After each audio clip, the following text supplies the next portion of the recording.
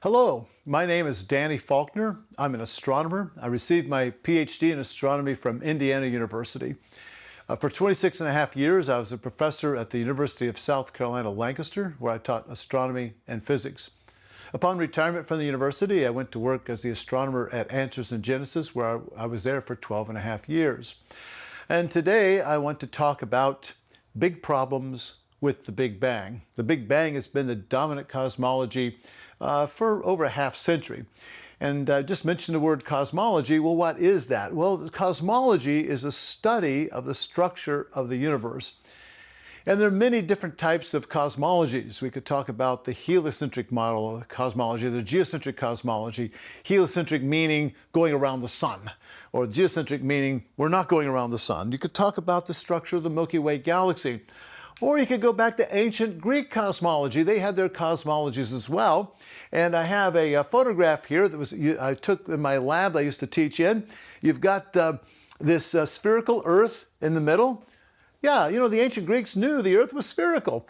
And around that, you have this stereoma. It's this hard crystalline surface, spherically shaped, concentric with the Earth. And you've got these little yellow dots representing the different stars on that. And so they had a word, Greek word stereoma, and that's simply that outer crystalline sphere of the ancient model. And you could have the Earth spin, or in this case, you could have the whole sky spin around the Earth once a day to mimic that east-to-west motion due to the rising and setting of the sun, we think due to the Earth's rotation. I want to point out that this is not to scale, because if it were to scale, the diameter of this outer sphere, the celestial sphere that has the stars, would be thousands of times, probably tens of thousands of times the size of the Earth. So to show the Earth at all, we need to blow it up and make it larger than it really was. Now, the ancient Greeks had their own cosmology and cosmogony. By the way, cosmogony is the history and the origin of the universe. And the two are intimately related, but technically, one's just the structure. The cosmology is the structure of the universe, and cosmogony is the history and origin of the universe. Now, the ancient Greeks believed in an eternal cosmology. They believed the universe was eternal. And they had two reasons, really, for believing that. Number one, they couldn't figure out a physical mechanism whereby the universe could make itself. How does that crystalline sphere happen? How do the stars get on? How does the Earth come about? It's much easier to think that it's always existed. You might say, well, wait a minute, they believed in gods. They were polytheists, but they believed in gods. Maybe their gods could have created it, but no, you can't do that either, because you see, their gods were rather inferior. They were not much more than supermen. They were like people. They had some of the foibles that people have, and jealousies and such. So they were incapable of fiat creation. So if your gods can't create the world, and the world can't create itself, it's easier to believe that the universe is eternal. And that belief in the eternal universe persisted into the West until well into the second half of the 20th century. It's amazing. In my lifetime, it's shifted from being eternal to non-eternal, and the Big Bang is a large part of that whole transition. It also is geocentric, the belief that the Earth is a center. I'm not a geocentrist, very few people are. But you have to try to explain motions on the basis of that. And the last word of ancient cosmology from the Greeks was the Ptolemaic model, put together by Claudius Ptolemy in the early 2nd century AD, about 1900 years ago. Now, it's easy enough to explain with that model I showed you a little bit ago. The thing spins every day, and that would explain why the sun rises, why the stars rise, and why they set, why the planets and the moon do as well. You see, the stars remain fixed with respect to each other as they spin around us each day and each year. By the way, these stars shift from year to year, throughout the year, because you get on different sides of the sun as you orbit around, and in the geocentric model you would have the sun moving through the stars. So for instance, in the northern hemisphere right now, Orion is a winter constellation and Scorpius is a summer constellation. Now it's going to be switched, of course, in the southern hemispheres because the sun appears to move through the stars, again, I think due to our orbital motion around the sun every year. However, there were 6 other bodies that moved through the stars. The sun moved through the stars once a year. The moon moved through the stars once a month. That's the definition of the month. And that's due to the orbital motion of the moon around the Earth, I believe. But then you have the 5 naked-eye planets, Mercury, Venus, Mars, Jupiter, and Saturn. And they look like bright stars. In fact, they were called wandering stars, which we get the word like planetes aster, which means wandering stars. We get the word planet from that Greek word. Now, they follow a complicated motion.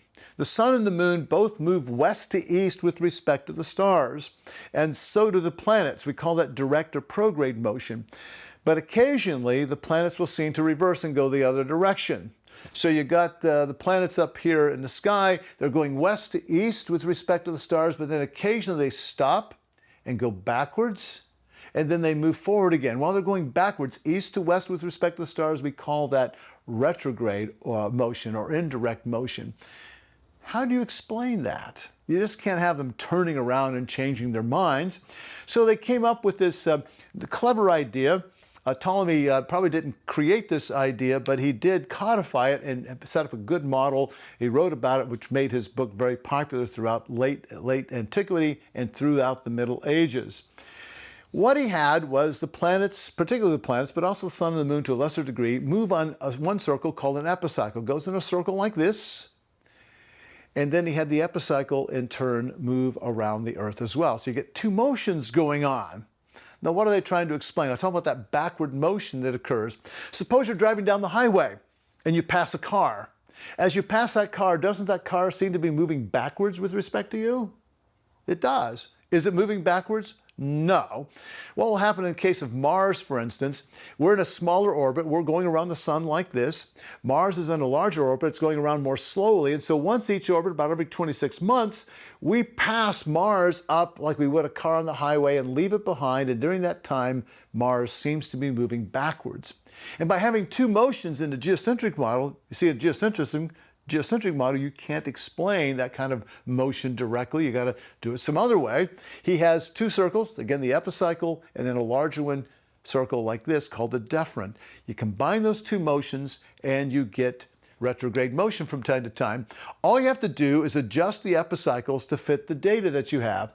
You adjust that by changing the sizes of the 2 circles, and you do that by changing the rate at which the planet moves in the epicycle and the deferent moves around the Earth. Let me illustrate here this for you with this little GIF. You have at the center the Earth, and you have Mars. Mars is a red planet, so we have a red dot representing that. And notice that Mars is going around a little epicycle, which is this red circle there, and there's a center, which is a white dot. And the center of that epicycle is going around on the deferent around the sun. So 2 circles, a smaller epicycle, a larger deferent. The epicycle spins around on the deferent. Meanwhile, the planet spins on the epicycle. 2 motions. Now notice that most of the time, Mars will seem to move forward, and these asterisks over here represent distant stars, and this little white line between the Earth and Mars will trace out its apparent position. So it seems to be moving forward, and then right there it seems to be moving backwards, and then it seems to be moving forward again. That backward motion, retrograde motion, occurs when Mars comes in on the inside of that epicycle and then stops when it goes back on the outside again. That's a very clever way to do this, isn't it? And it does a decent job of describing that model. Now, the Ptolemaic model, I think, was the most successful theory in the history of all of science, if you measure it in terms of longevity, because it was written up in the early 2nd century AD, and it was accepted by and large until this early 17th century. So we've got 1,500 years of this model being accepted. That's a very long time. No model we have today, no theory we have today can match that in terms of longevity, not by a long shot. And the strength of the model is that it could be continually modified. You see, occasionally, after observing the planets for a few centuries, they notice slight deviations. And there already was a second epicycle thrown in for each of the planets. You can see the planets bob up and down a little bit. That's caused by the different inclinations of the planes of the orbits. But so what Ptolemy did is he put in a second epicycle. You got the main epicycle going like this, and then you get another epicycle perpendicular to it, so the planet bobs up and down and makes an S sort of pattern or a loop sort of pattern, and it matches the data really well. So now you have like 11 epicycles for all the planets and the sun and the moon. Well, after a few centuries, slight discrepancies. So the way you fix that is to put in a third epicycle. And then more discrepancies, a fourth epicycle, and then a fifth epicycle, and so forth. It got to be to the point by the time you get to like 1500, the year 1500, some systems of modifications of the Ptolemaic model had 100 or more epicycles on epicycles on epicycles. It was a mess. In fact, in the late Middle Ages, transition to modern times, there was a Spanish prince that was being tutored in the Ptolemaic model, and when the tutor got finished, he said, you know, if I would have been present at the creation, I could have given the creator a few suggestions. He realized it was way too complicated, and usually there's a principle called Occam's razor, tells you if confronted with two explanations, the one that's simpler probably is the correct one. So that was the strength of the model, that it could be continually modified, but it was also the weakness. You could continually modify. You see, if a theory can be modified to explain any new problem, then it really isn't a very good scientific theory at all. Sir Karl Popper wrote extensively about falsifiability in science, that at least at some levels, you must be able to disprove a theory. Even if you don't, it doesn't matter, you ought to be able to do it. But you see, the Ptolemaic model could not be disproved. All you had to do was add more epicycles to explain away the problem. What ultimately did it in was the complexity itself, because people realized there's got to be a simpler way to explain this, and Galileo was one of those people who was pioneering that. And probably most of what you heard about the Galileo affair isn't true. They try to say it's religion sticking its nose where it shouldn't be. In reality, it was far more complicated. It was basically new science challenging the old science. So there's an interesting story to tell there, but what you probably learned in school probably isn't correct. Now you may wonder what that has to do with modern cosmology. I'll come back to that a little later. But modern cosmology, when you mention that, the name Edwin Hubble comes up very quickly. And here's a photograph of Edwin Hubble at the eyepiece of the 100-inch telescope that he used over top, that's 2.5-meter telescope over top of the Los Angeles basin. And he made three great contributions to cosmology. His first one was in 1924. He proved that other galaxies exist. Up to that point, the dominant theory for quite a while was that the Milky Way galaxy, our galaxy, was the only galaxy in existence. But in 1924, in one fell swoop, he suddenly made everyone realize that there were millions of other galaxies out there. And so the universe suddenly got much larger than it ever had been. In 1929, he's credited with discovering that the universe is expanding. And he used this telescope to do this. This is the 2.5-meter or 100-inch telescope, again above the Los Angeles basin in the San Gabriel Mountains. It's a compromised site today from all the light from Los Angeles. But back in 100 years ago, it was not, because lights were not that common and the population was a lot less back then.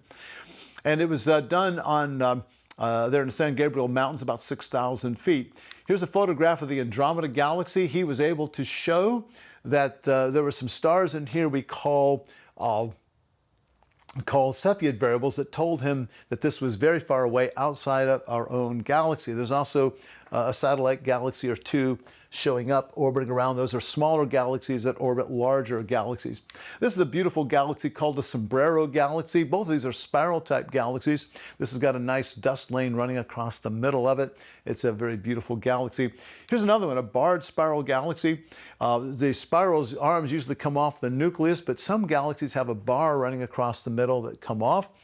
And I like these galaxies. I think they're the most beautiful galaxies that we have. You know, we had a debate for a number of years there back in the 20th century about the nature, the nucleus of the Milky Way. Many people thought that there was a bar running across the middle of it. And about in the late 20th century, we actually settled the issue. There is a very modest bar running across the middle of the Milky Way galaxy. Now, I don't know about you, but I already feel better about myself knowing that I happen to live in a particularly beautiful galaxy. So the Milky Way is a little special in that respect. Now, what about this expanding universe? The way many textbooks describe Hubble's work on the expanding universe, they make it sound like he just stumbled across it by accident. That wasn't what was going on at all. He knew exactly what he was looking for. And the story goes back about a decade before he made this big discovery. You see, in 1915, Albert Einstein had published his general theory of relativity. And then the following year, he applied it to the entire universe. And if you do this general solution to the universe, which was done in 1922 by Alexander Friedmann, Einstein actually kind of missed the general solution, but Friedmann didn't. He proved that under general relativity, there were two possibilities. The universe could either be expanding or it could be contracting under its own gravity, or it could be expanding. It couldn't be in between. The only way it could be in between is if you had some sort of force that was constraining it there. And what Hubble did is he measured the distances of a number of galaxies, and then he measured their redshifts. Now, what is redshift? Well, the light of a galaxy can be shifted towards longer or shorter wavelengths. The longer wavelengths is towards the red end of the spectrum. The shorter wavelengths will be towards the blue end of the spectrum. And it's similar to, not identical, but similar to what we call the Doppler effect. And this happens in sound all the time. If you're say at a railroad crossing and a passenger train comes by and it blows its horn, you may notice if it holds its horn as it passes by you that the pitch is higher as it's approaching you, it's lower as it goes away, and you hear this pitch change like bow goes by. If a horn of a car, a truck comes the other direction, same thing happens. It's this bow as it goes past, because as it's approaching you, the sound waves are crammed together, making a higher frequency, so it's a higher pitch, and wavelengths are shorter. But when it moves away from you, those waves are stretched out like this, longer wavelength, lower frequency, lower pitch. Well, the similar sort of thing happens with light, except now when you go to higher frequencies, shorter wavelengths, it's not pitch, it's a bluer color. When it goes the other direction, longer wavelengths. When it's moving away from you, it's going towards the red end of the spectrum. And galaxies are all in the red direction. A man named Vesto Slipher, 15 years before Hubble did his work, had shown that. So very few, he knew, number one, that galaxies were redshifted. He also knew about the two possibilities from Friedmann, either contracting or expanding. The redshifts already seen by Slipher were confirmation of the expansion and not the contraction. So all he did is he put these together. And he was one of the few people who understood this connection, and also had telescope time on the largest telescope in the world, which at the time was the only place you could do this. So he measured redshifts, and he measured distances, and he put those together into a plot, and that gives us the Hubble relation. And the Hubble relation is merely a plot of redshift versus distance. Redshift on the vertical axis and distance on the horizontal axis. Let me show you a publication of his from 1929. He published this, and this is an exact duplicate of what he had. He has velocity on the vertical axis. The higher up you go, the faster it's moving away from us. And then down here we have distance, 1 million parsecs, 2 million parsecs. And you'll see with your eye, forget about the lines drawn through the data, you got dots and circles. And you can see that the galaxies that are closest to us have the smallest distance, have this lowest velocity. As you increase the distance, the velocity or the redshift increases. You can, even without the lines, you can see that trend in the data. And that has been improved upon over the past 100 years. Instead of having a handful of data points, we now have millions of data points, and it's a strong correlation. Distance and redshift for distant galaxies is indeed correlated. Okay, what implications does this have then for the past in the universe? What about the future of the universe? Remember, from the ancient Greeks, everybody thought the universe was eternal. So therefore, the universe must have been expanding eternally would be the idea. And you would think that as it expanded, the universe would get less and less and less dense. That's what actually happens when you expand things, right? But if the universe is eternal, it's had an infinite amount of time to get expanded, so why do we even see galaxies at all? They should be so far apart we shouldn't see them anymore, yet there they are. How do you explain that? Well, they came up with what's called the steady state model. Again, the universe is eternal because for 2,000 years or more, the Greeks influenced us to think that way. As the universe expands, the density should get less and less and less, yet it isn't. So they said, okay, maybe the density of the universe remains constant so that as the universe expands, more matter pops into existence to maintain a constant density. And right away, many people are saying, hold on a minute, wait a minute. That would violate the conservation of mass. Mass can neither be created nor destroyed. Matter cannot be created or destroyed. Hold on, how do we know that's true? Well, we've observed the world for a long time, and we notice we start off an experiment with a certain amount of mass, we end up with the same sort of mass. We've deduced this not from divine revelation, but by just observing the world around us and reaching a conclusion about all of that. But you know what? The amount of matter being popped into existence to maintain a constant density is so tiny you wouldn't notice it. So all we have to do is modify that statement that maybe it's the constant density of the universe that's maintained. It's conservation of density, not conservation of mass or matter that's important. And the two are indistinguishable from our present ability to measure these things. So don't think it violates the conservation of matter. It might not. It just might be, the more broad principle may be conservation of density in the universe, and we've misunderstood what is actually going on. For this reason, it's called the continuous creation model sometimes, because matter is continually being created to maintain a constant density. This way, you can have an expanding universe and at the same time have an eternal universe. And this was widely accepted well into the 1960s. But not everybody agreed with that. Some of them thought, we think matter conservation is more important. One of these was Georges Lemaitre, photographed right here. He was a theoretical physicist. If you notice he has this clerical collar on, you're absolutely correct. He was also a Belgian priest, Roman Catholic priest. After all those Roman Catholic universities need faculty, don't they? And why not have priests do it? So he's a theoretical physicist. And about the time that Hubble was doing his work, he published what he called the primeval egg, primeval atom, or the cosmic egg. He believed that the universe began in a very hot, dense state, expanding, and as it expanded, it became less and less and less dense. This is a clear break from what had happened over the previous 2,000 years. He's now suggesting that the universe is not eternal, but had a beginning. And this is a precursor to the Big Bang, kind of naive, published again around 1930 or thereabouts. The Big Bang model, as we now know it, came about 2 decades later, in a little different form, but this is the precursor of it. So what is the Big Bang model? It's the belief that the universe began in a very high density, very high temperature state. It came into existence expanding, and as it expanded, it had to cool, became more rarefied, and so eventually galaxies and stars, planets and people came about, and we have the universe we see today.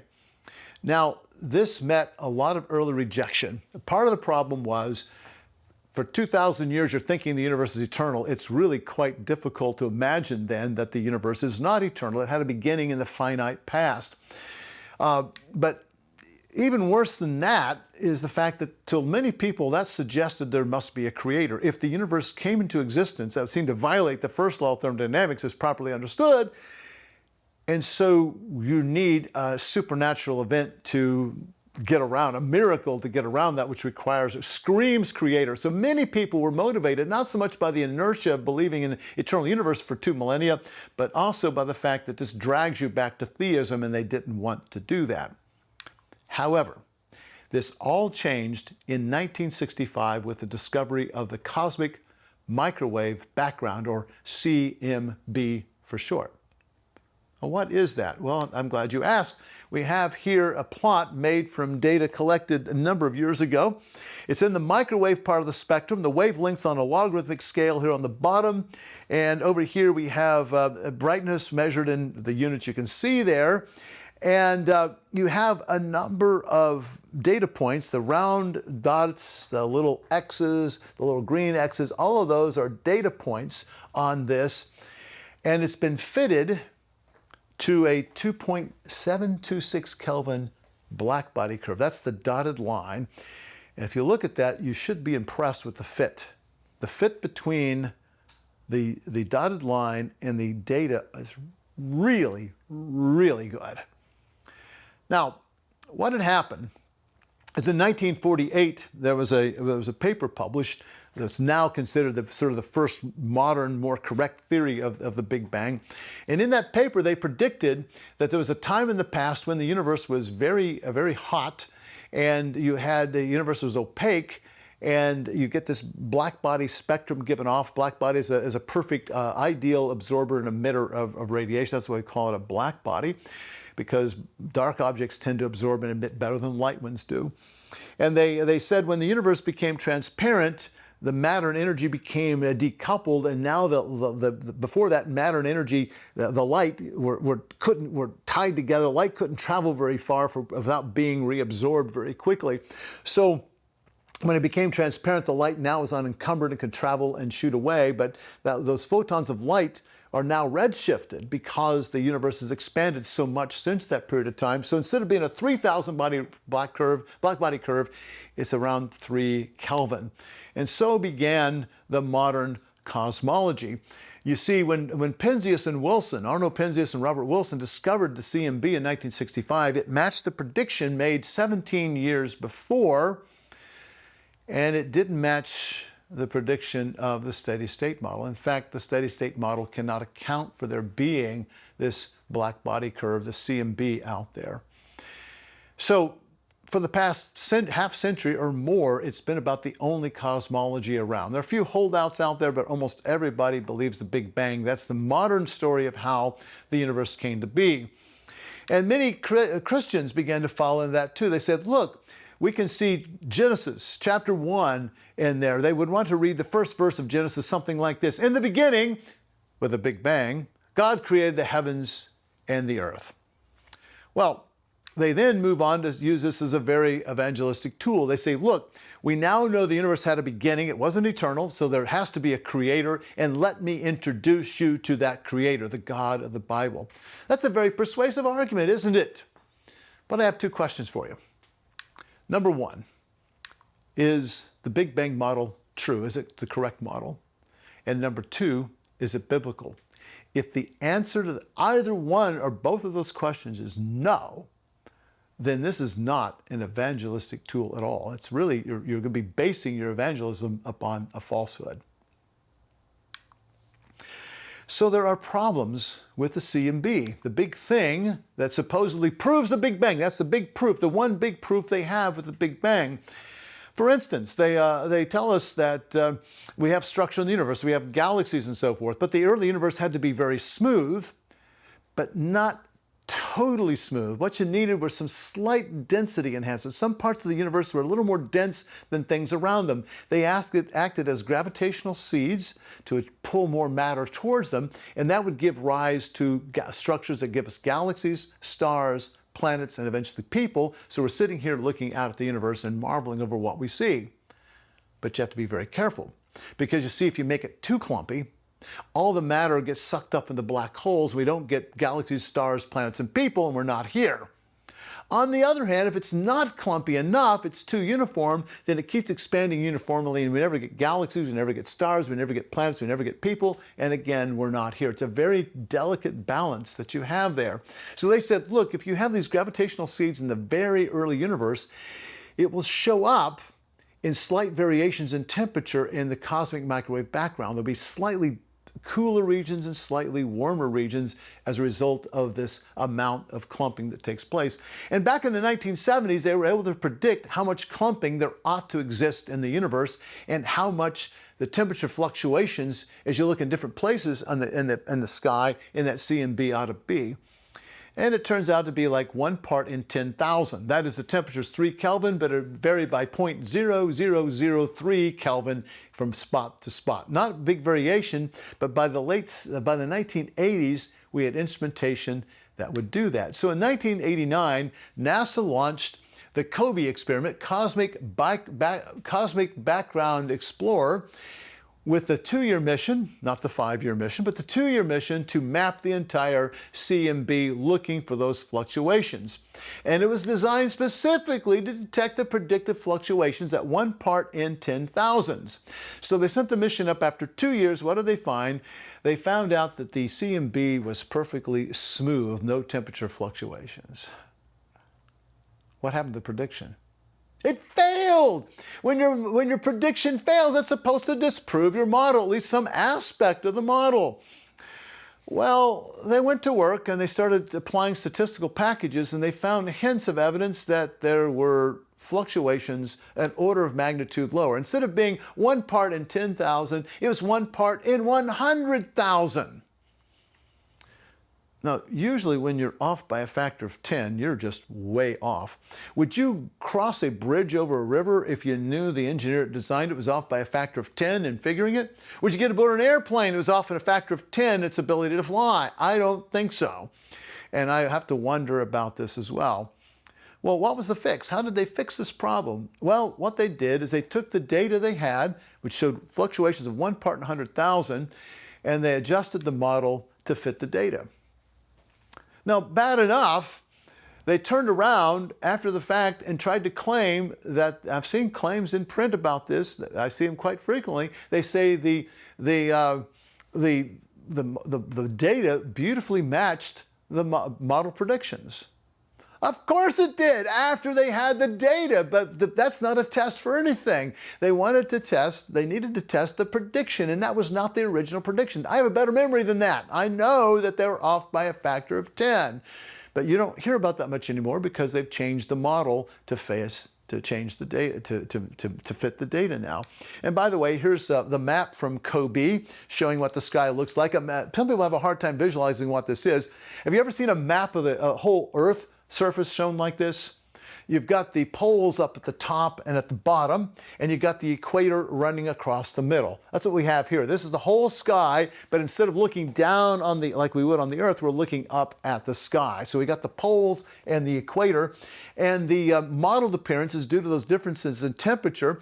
The yellow and the red are the warmer than average, and the blues, the light and dark blues, are the sign of the below average. I guess the greens are kind of in between, but you've got this color-coded, so you get this modeled appearance, and that's basically what it would look like. Fluctuations of 1 part in 100,000. I'm impressed. That's really, really, really faint. We'll come back to that.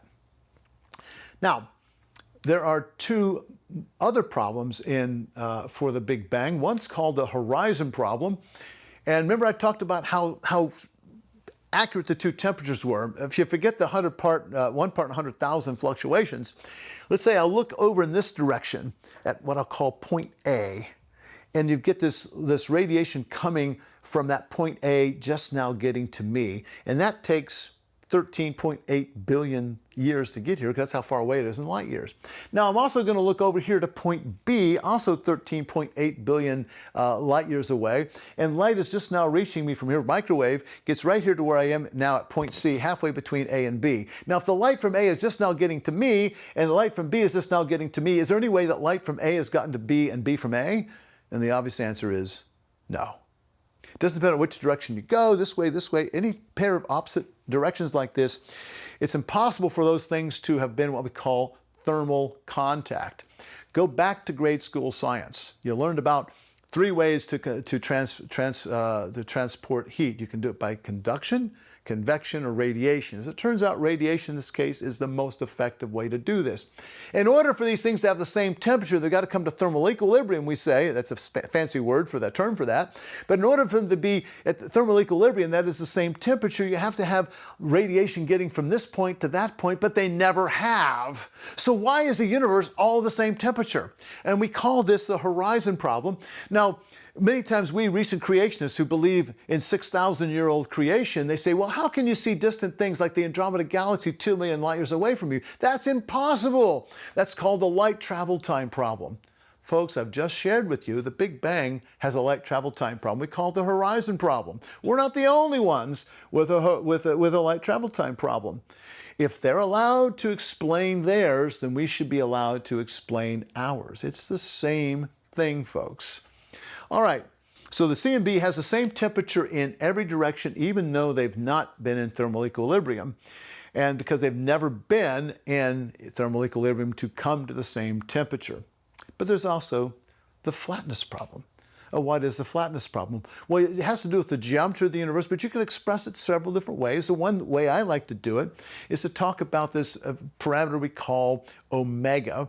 And omega is a ratio of the gravitational potential energy of the universe to its kinetic energy. Kinetic energy is energy of motion. Things that are moving, and galaxies moving through space have energy, so they have kinetic energy, so they have kinetic energy here. But gravitational potential energy is due to the gravitational effects of all things in the universe.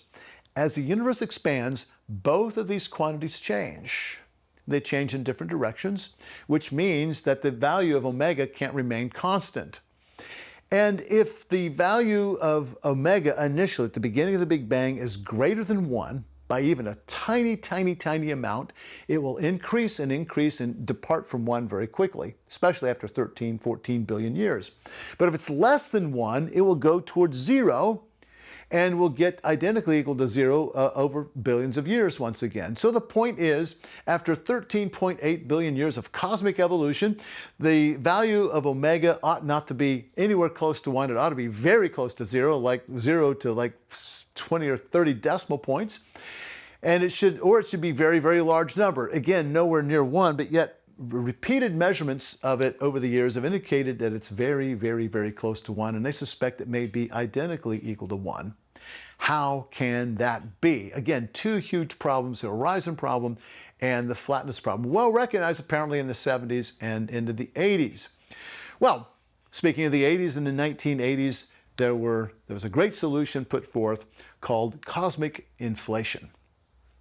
What is cosmic inflation? Well, the Big Bang happens, and while the universe is very, very tiny, it comes in thermal equilibrium with itself. The universe is so small that the radiation can be exchanged, so the universe comes to all one temperature. But then the universe suddenly begins to expand very rapidly, far, far faster than the speed of light. When did this happen? Something like 10 to the minus 34 to minus 10 to the 32 seconds after the Big Bang. When I say 10 to the minus 34 seconds, that's point followed by 33 zeros and a 1. And 10 to the minus 32 is point followed by 31 zeros and then a 1. Very brief, far faster than the speed of light. And this, folks, would solve not only the horizon problem, but also the flatness problem. That's great, isn't it? But you know what? Science doesn't rely upon just trying to explain away problems. It relies upon evidence. What is the evidence for inflation having happened in the distant past? There is none. There's not a bit of evidence. We would say then that this is an ad hoc explanation. Cosmic inflation is, and ad hoc is Latin for we're making this up as we go along. Well, no, it's for the good. But anyway, just making it up as we go along is a better way of saying it. And notice what's happened here.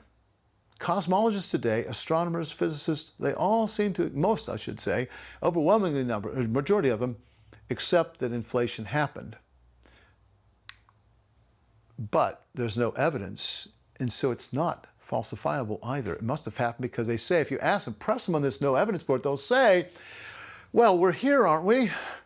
If we weren't here, we wouldn't be having this conversation, so it must have happened because there was a Big Bang. You see what they're doing is they're asserting the Big Bang to prove the Big Bang happened through this method here. There are other problems as well. You know, if you study electricity and magnetism, there are no monopoles. What happens, if you take a bar magnet, it's got a north and a south. If you cut it in half, you'll have two magnets, a north and a south. No matter how many times you cut the magnet, you'll still have a north and a south. It's a dipole, we say. It has two poles there. However, according to particle physics, there should have been at least a few magnetic monopoles in the universe. They like to say, well, the density of monopoles is, and they've looked for these, by the way, they've looked for monopoles for decades and haven't found any. The explanation, of course, is that inflation took place, and when it did, it yanked all the monopoles away from us, and we just don't happen to live in a universe, in a portion of the universe where there are any magnetic monopoles to find. Okay, maybe if you want to put all your eggs in that inflation basket, but what about this? There's an asymmetry between matter and antimatter. I'm sure you've heard about matter, antimatter on, say, Star Trek and other shows. They power the Enterprise in science fiction, where they power the Enterprise and other spacecraft with antimatter. You know, when antimatter and matter get together, they annihilate with a tremendous amount of energy release. It's the most efficient energy source possible. And you might think, because you hear about it in science fiction, it's science fiction. It's not. Antimatter is real. You have to conjugate the wave function of matter particles like electrons and protons. When you do that, you get an identical particle but with kind of mirrored properties like opposite charge. And when they do meet, they annihilate each other. And in experiments, we've been able to create antimatter and detect it. It doesn't last very long, but it's there. So antimatter is real, but we don't see any antimatter normally in the universe because our universe is dominated by matter and not by antimatter. This is where it gets interesting. The theories of the Big Bang and particle physics tell us that when the universe came into existence, there should have been symmetry between the two. Yet, there isn't. And they've tried to explain that away, all unsuccessfully. Why do we live in a matter-dominated universe? It's impossible in the Big Bang model for that to happen. There's a thing called the axis of evil in the cosmic microwave background. Remember that thing that proved the Big Bang model to most people's satisfaction? Well, the axis of evil is this circle going around the sky, and the upper half of that is slightly warmer than the lower half of that. This is really big. Half the universe is a little warmer than the other half. That's really strange, but it gets stranger still. That axis of evil coincide, the division between those two halves is actually coincident with the plane of the Earth's orbit around the sun. Now, it's weird that you have this axis of evil in the first place, but why is it aligned with such a local thing like the Earth's orbit around the sun? That's very strange. There's the big cold spot as well, and the big cold spot is this region that's very cold temperatures. Well, relatively speaking, it's a large feature that's far too big to be accounted for in the Big Bang. Remember the little tiny model temperature differences we saw earlier in the CMB? Well, this large cold spot is too big to be accounted. They've got to be small, and it can't be there. And here's another map. This is a different version, I believe, but the great cold spot is down over here in the lower right down there. And it's just a very cooler region that's too large to be accounted for by the Big Bang model today. So I've given you several things wrong with the Big Bang model. Some of it's actually tied up directly with the CMB, which is supposed to be the big proof for the Big Bang model. So I've noticed in my lifetime, I've been paying attention to this for a half century or so. So what have I noted over the years? We have all these changes taking place in the model. For instance, the expansion rate has changed. For much of my life, the expansion rate was 50 kilometers per second per megaparsec. Now it's about 70 kilometers per second per megaparsec, and the error bars on those don't overlap. When they changed that back in the early 1990s, changed the value of the Hubble constant, the rate of expansion of the universe. It also changed the age. They were telling me for the first half of my life that the universe was 16 to 18 billion years old. Then they said it was 13.7, but then later on they upped it to 13.8. And by the way, that 13.8 billion years is within plus or minus like a percent or so. But that doesn't overlap with what they told us back then. So it's completely different from what we had before. Dark matter was introduced really in the 1990s into cosmology. I happen to believe dark matter is real. It's not a rescuing device. It really is a real effect. But dark matter would account for 90% of the universe. If you have a cosmological model where you leave 90% of the matter of the universe out, and you believe that gravity is a dominant force, and they do believe that in cosmology, then if you leave out 90% of the matter in the universe that is responsible for gravity, your model can't be very good, can it? Yet they left it out for years. Now they include it, not because they want to necessarily, but because they have to, because they've come to realize that much of the universe is in dark matter. Also around 1998 or 99, they brought back what's called the cosmological constant, something that Einstein introduced in 1916, and 15 years later said it was the biggest blunder he ever made, but now it's back. They call it dark energy instead. And what it does is it causes the universe to expand more rapidly all the time. So we can do a comparison of, say, 40 or 50 years ago, what the Big Bang model was like. Back 40 or 50 years ago, there was a different expansion rate. There was no inflation yet. There was no dark matter. There was no dark energy. There was no string theory, which I haven't talked about. In short, the model back then was totally different from the model today.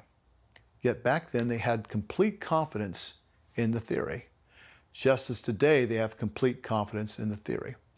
Now, I'm a student of the history of science, and I don't know what the Big Bang will be like in 40 or 50 years from now, but I can make two predictions.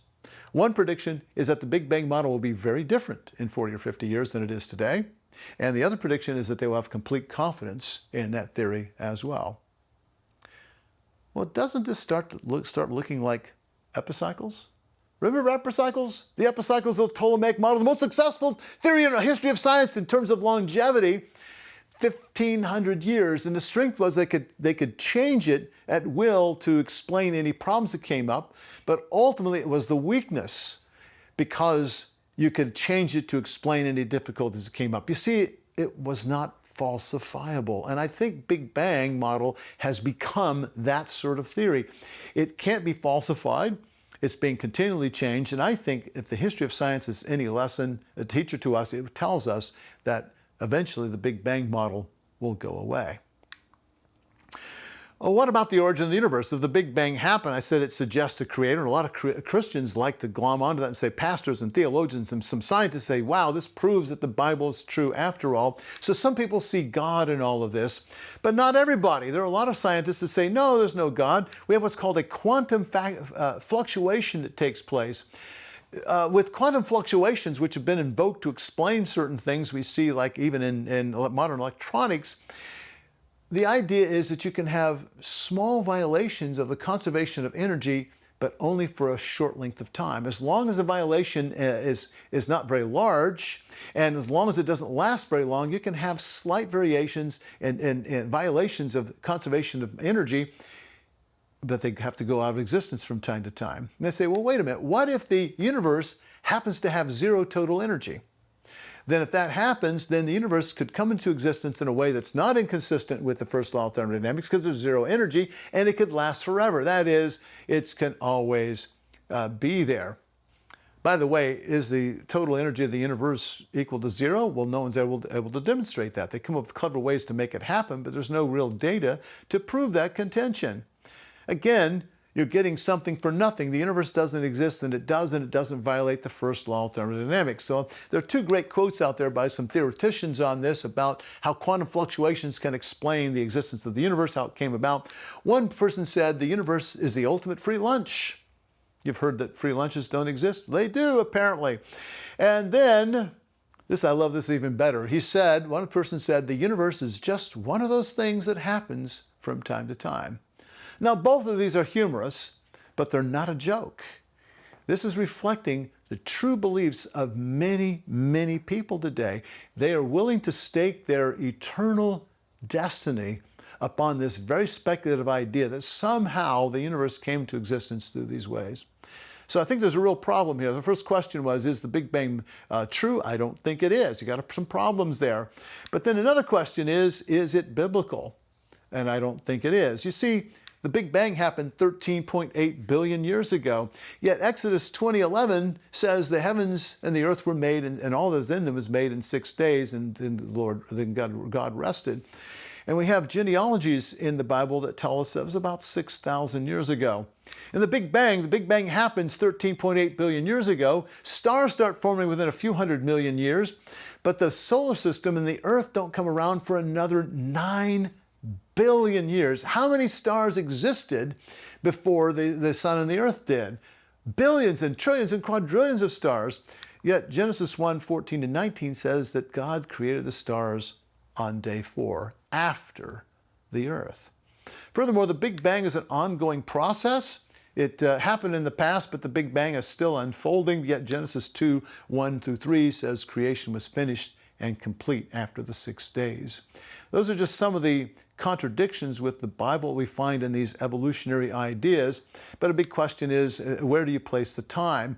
I've gone on record saying that I believe in 6,000 years creation, but I'm open to the possibility that it could be longer. My big question is, how do you account for the time, and how do you do it in a biblically faithful fashion? You've had many different attempts to do this, day, age, allegory, all sorts of stuff. The standard has to be, is it biblically faithful? And I think I've seen every way to try to do that, and all of them flunked the test. That's why I'm a six-day recent creationist. Problems with the Bible. The direction of research is atheistic. If the Big Bang so clearly leads you to theism and to God, you would think that some of the major hitters in the theory are theists, or Christian even. But you know, the major players in the field, I can't identify a single theist, let alone a Christian in all of this. The time issue I've already referred to. It's problematic with me. And the order of creation is wrong, as I've indicated. That's usually the problem with all these evolutionary ideas that people put forth. And I like to point out something. Even Christians who like the Big Bang and millions of years, they admit that the end of the universe, like in 2 Peter chapter 3, the new creation, the new heavens and the new earth will be fast. It will happen. The things will be swept away very quickly and replaced very quickly. These are like bookends. You've got the old creation, you've got the new creation yet to come. If one of them is very catastrophic and rapid, why isn't the other one? If God can do it a second time very quickly, why didn't he do it the first time? 2 Peter chapter 3, verse 10 particularly talks about this. And finally, this is very important. When the Big Bang theory is abandoned, what becomes of our apologetic? People want to wed the Big Bang model to our Christian apologetics. But again, the history of science will tell us that every theory we come up with has a shelf life and eventually will pass off the scene. If you make the Bible interpreted in terms of Big Bang, then you have a real problem when that revolution occurs. I may never live to see that, but I'm convinced the Big Bang model, if the world continues, will one day be abandoned. So I urge caution on doing this. Thank you for watching.